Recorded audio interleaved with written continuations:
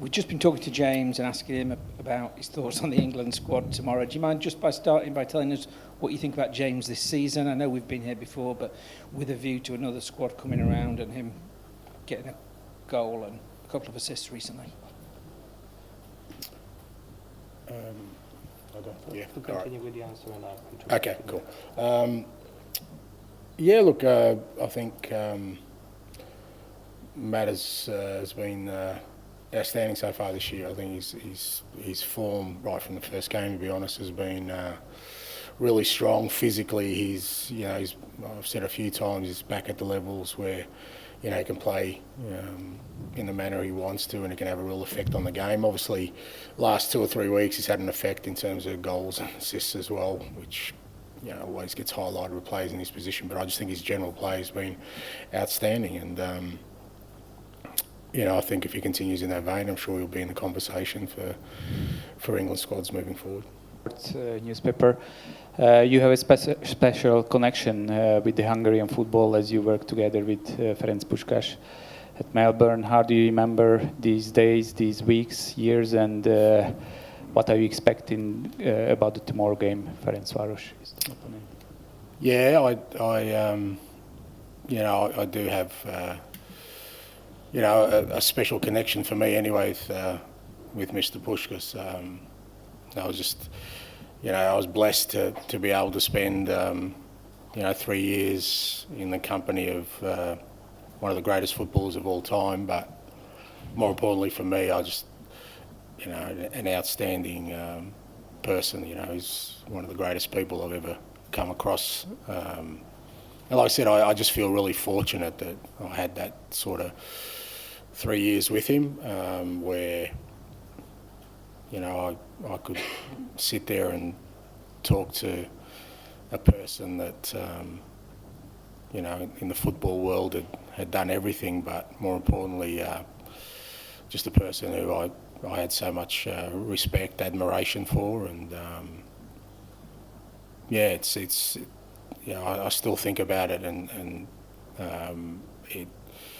it still kind of feels a bit unreal to me that I got that opportunity being based in Australia, where I was, that I had, and as you get older, you keep those experiences even more. I would love for him to still be around today and see me and where I am, because he played a role in me becoming certainly the football manager I am. He played a role in that, but also the person I've become. And looking forward to the game tomorrow. It's going to be a great challenge for us. Every European game, especially away from home, is a challenge, but I know in this stadium the atmosphere is going to be really good. They get behind their team. They love European football here, and I think it's one that me and all the players are looking forward to. Hi Ange, just continuing Matt's theme about England, Dominic Solanke's got 3 and 3 now. It might be amusing to you because it was only a couple of weeks ago when people were questioning him already, but overall he seems to have settled in very well.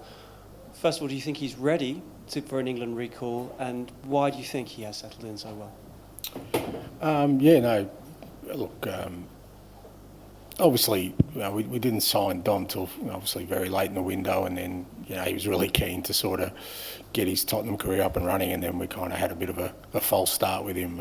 He got injured really early in the game against Leicester, played out the game, but obviously was hampered and then had to miss a couple. So for him it's probably been a little bit frustrating, but I knew what we were bringing to the football club. I was really confident that the way we play and his attributes, it was going to be a great fit, and you could see that from the first day of training pretty much. But we obviously had to be patient, and he's getting up there now in terms of physical fitness. I think every game he looks like he's getting stronger, and it's a demanding role playing, sort of up front for us. It's not just about the goals; it's about his link-up play, his pressing, and we've put a fair workload on him, even though he missed a couple of games. But I can see he's getting stronger, and obviously the goals help. And he's a striker, and he wants to score goals. And I think that helps just for him to feel sort of better about he's at the beginning of his career here. But look, I think he's in great condition. I think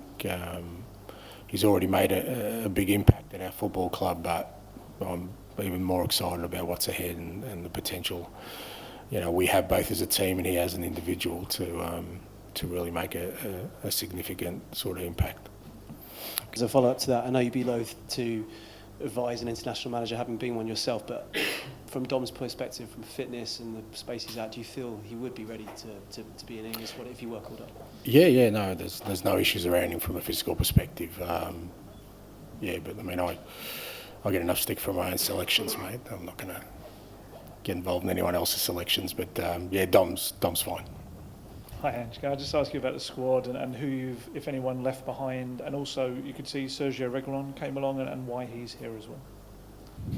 Oh, he's a Spurs player, mate. I mean, we've got a training session, so it's a balance of we want to have 20 players for training. That's what we do, sort of match day -1, and it didn't make sense bring somebody like Radu or a couple of guys who got injured because we won't get back till late on Thursday. So we brought a couple of young guys in who, obviously the academy was playing last night, we didn't want to disrupt that, so we just brought some young guys in Reguilon just to make sure our training's really good today. And squad-wise, obviously from the weekend, Destiny hasn't travelled, and he's it's nothing significant, his injury, but again, didn't make sense bringing him over if he wasn't going to play. Obviously, Radu's suspended, and Sonny's back in London as well doing rehab. So, but the rest of the squad, plus some young players, have travelled. George. Hi, Ange. With no Destiny, I guess it opens the door for Ben Davies to play left back, but you also have no Radu Dragusin for centre back. Is Archie Gray sort of capable, you think, of playing centre back in a European competition, or is that more pre-season, kind of just easing him in? No, I think. Archie can play, centre back. He's obviously played fullback. He's played midfield. Played probably left back. He's a pretty versatile player. It's one of the reasons we were really sort of excited about bringing him to the club. He takes in information well. So, as you said, with Radu being suspended and Destiny out, we're definitely going to need him at the back. And we've got a couple of different options about where we use him, but I'd be comfortable using him in any of those areas. And we heard earlier from Pascal Janssen, the Ferencváros coach, who said he played against you when you were at Celtic. He was at Alkmaar. Just do you have any memories of that game, and also any advice for him as a young manager making his way overseas? Obviously, you've been there several times. Well, neither of us played against each other, let me tell you that, mate. I remember the game well. It was one of sort of my early doors at Celtic, and it was a very, very good AZ Alkmaar team. He had Pascal, and they were two really tough games, important games kind of for me, because European football that year was kind of the beginnings, and was going to be important for Celtic season, and real challenging games, both of them. Remember them well. Like I said, they had a very good team. He had them set up really well, really intense games, high tempo games, and it's great to see that he's kind of continuing on with his managerial career, and looking forward to seeing him again tomorrow night. But I expect an equally challenging encounter as I did when we played them.